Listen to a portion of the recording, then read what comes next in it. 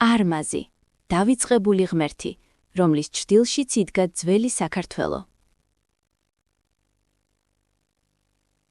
წარმოიდგინეთ ღამე ძველ მცხეთაში, ცა სავსეა ვარსკვლავებით, ჰაერში კვამლის სუნია, მთებზე კოცონები ანათებს და ქალაქის თავზე კლეძე დგას უზარმაზარი ქანდაკება, უძრავი, ცივი, მაგრამ თითქოს ცოცხალი. ხალხი ჩუმად ლოცულობს, არ არის ეკლესიის ზარი, არ არის ჯვარი, არის მხოლოდ ღმერთი, რომელსაც ეწოდება არმაზი. ეს ის დროა, როცა ქართველებს ჯერ კიდევ სხვა ღმერთები ყავდათ, სხვა წესები, სხვა შიშები, სხვა იმედები და ამ ღმერთებს შორის ერთ-ერთი ყველაზე ძლიერი, ყველაზე სახელმწიფოებრივი და ყველაზე იდუმალი იყო არმაზი. ვინ იყო არმაზი? ღმერთი თუ სიმბოლო? არმაზი მხოლოდ მითოლოგიური პერსონაჟი არ ყოფილა, ის იყო იდეა, ძალაუფლების იდეა, წესრიგის იდეა, ცისა და ელვის იდეა. ძველი წყაროები მოგვითხრობს, რომ არმაზი ქართლის უმაღლესი ღვთაება იყო, მეფეთა მფარველი, ომისა და სამართლის ღმერთი. ხალხს სჯეროდა, რომ როდესაც ცაზე ჭეკა ქუხილი ისმოდა, ეს უბრალოდ ბუნებრივი მოვლენა კი არა, არმაზის ხმა იყო. თითქოს ღმერთი თავად აფრთხილებდა ხალხს. მე აქ ვარ. ზოგი თქმულება აღწერს მას როგორც გიგანტურ მებრძოლს, რომელსაც ხელში მახვილი უჭირავს. სხვა ლეგენდებში კი ის უფრო ციური არსებაა, თვალებში ცეცხლით, მზის მსგავსი ნათებით. საინტერესოა ისიც, რომ არმაზი ერთდროულად იყო როგორც მრისხანე, ისე დამცველი. თუ ხალხი პატივს სცემდა, ის იცავდა, თუ ავიწყდებოდათ, სჯიდა. არმაზი უბრალო ხალხის ღმერთი არ ყოფილა მხოლოდ, ის განსაკუთრებით მეფეების ღმერთი იყო. მეფის ძალაუფლება თითქოს მისგან მოდიოდა. როდესაც ახალი მეფე ტახტზე ადიოდა, ხშირად ტარდებოდა რიტუალები, სადაც ღმერთს თხოვდნენ მის კურთხევას. ეს იყო პოლიტიკური ინსტრუმენტიც.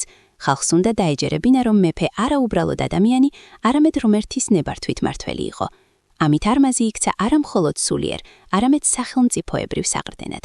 რელიგია და პოლიტიკა მაშინ ერთმანეთისგან საერთოდ არ იყო გამიჯნული. ღმერთი ნიშნავდა კანონსაც, წესსაც და ომშიც გამარჯვებასაც. არმაზ ციხე, ღმერთის ქალაქი. მცხეთასთან ახლოს მდებარე არმაზ ციხე მხოლოდ სამხედრო ციხე არ ყოფილა. ეს იყო ადგილი, სადაც ღმერთის არსებობა გრძნობადი იყო. არქეოლოგებმა აქ აღმოაჩინეს ძველი ნაგებობების ნაშთები, წარწერები, სამარხები, რაც მიუთითებს, რომ ეს ტერიტორია ერთდროულად იყო როგორც პოლიტიკური ცენტრი, ისე სულიერი. წარმოიდგინეთ, როგორ ადიოდნენ ადამიანები ამ მთაზე. ზოგს შიში ჰქონდა, ზოგს იმედი, ზოგს თხოვნა. შეიძლება დედაშვილს წირავდა ღმერთის წყალობას, მეომარი კი გამარჯვებას თხოვდა, მეფე ძალაუფლების გამყარებას. ეს ადგილი იყო ძველი საქართველოს ერთგვარი სულიერი დედაქალაქი. რიტუალები და მსხვერპლი, რწმენის ბნელი მხარე. არმაზის თაყვანისცემა ყოველთვის მშვიდი და ლამაზი არ ყოფილა. ძველ სამყაროში ღმერთებთან ურთიერთობა ხშირად შიშზე იყო აგებული. მსხვერპლშეწირვა ჩვეულებრივი მოვლენა იყო. ცხოველები, საკვები, ღვინო. რიტუალები ღამით ტარდებოდა, ცეცხლის ფონზე, სიმღერითა და მელოდიური გალობით. ხალხს სჯეროდა, რომ ღმერთის კეთილგანწყობა პირდაპირ გავლენას ახდენდა ამინდზე, მოსავალზე და ომების შედეგზე. თუ გვალვა იყო, ღმერთი გაბრაზდა, თუ მტერი იმარჯვებდა, ღმერთმა ზურგი აქცია. ეს რწმენა ადამიანებს აიძულებდა მუდმივად ეძებნათ გზები, რომ ღმერთი არ განერისხებინათ. სხვა ღმერთები და კულტურული გავლენები. არმაზი არ არსებობდა ცალკე სამყაროში. ქართულ მითოლოგიაში იყვნენ სხვა ღვთაებებიც, ბუნების, ნაყოფიერების, მთებისა და ტყეების სულები. მაგრამ არმაზი მათ შორის განსაკუთრებით იყო, რადგან ის ადამიანთა სამყაროს წესრიგს განასახიერებდა. ისტორიკოსები ვარაუდობენ, რომ არმაზის სახე შესაძლოა დაკავშირებული იყოს ირანულ ან ახლო აღმოსავლურ ღვთაებებთან. ეს არ ნიშნავს სესხებას, ეს ნიშნავს კულტურულ დიალოგს. საქართველო ყოველთვის იყო გზაჯვარედინი, სადაც სხვადასხვა ცივილიზაცია ხვდებოდა ერთმანეთს. და არმაზი სწორედ ამ შერეული კულტურული სივრცის პროდუქტით შეიძლება ყოფილიყო. დაცემა, ღმერთის ჭრდილის გახრობა. ყველაზე დრამატული მომენტი არმაზის ისტორიაში მისი გაქრობაა. როდესაც საქართველოში ქრისტიანობა გავრცელდა, ძველი ღმერთები თანდათან უკან იხევდნენ. ლეგენდები ამბობენ, რომ არმაზის ქანდაკება ელვამ დაანგრია, რაც ბევრმა ნიშნად აღიქვა. ძველი ეპოქა დასრულდა.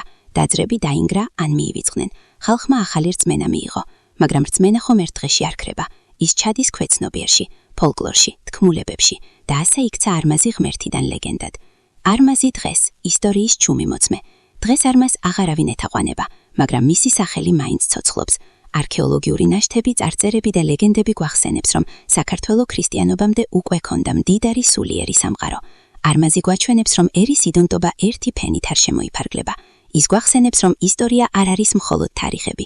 ის არის რწმენები, შიშები და იმედები, რომლებიც საუკუნეების განმავლობაში იცვლება, მაგრამ მთლიანად არასოდეს ქრება. დასკვნა ლეგენდა, რომელიც ქვას აჭარბებს. არმაზი იყო ღმერთი, მაგრამ უფრო მეტად ეპოქა. ის წარმოადგენდა ძალას, წესრიგს, შიშს და დაცვას ერთდროულად. მისი ისტორია გვიჩვენებს, რომ ადამიანების წარმოდგენა სამყაროზე მუდმივად იცვლება, მაგრამ წარსული არასოდეს ქრება. ის მხოლოდ ფორმას იცვლის.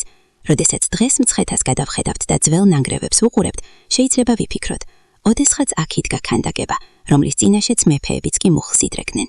ახლა ის ქვა აღარ დგას, მაგრამ იდეა ღმერთის, ძალას და რწმენის ჯერ კიდევ ჰაერში ტრიალებს.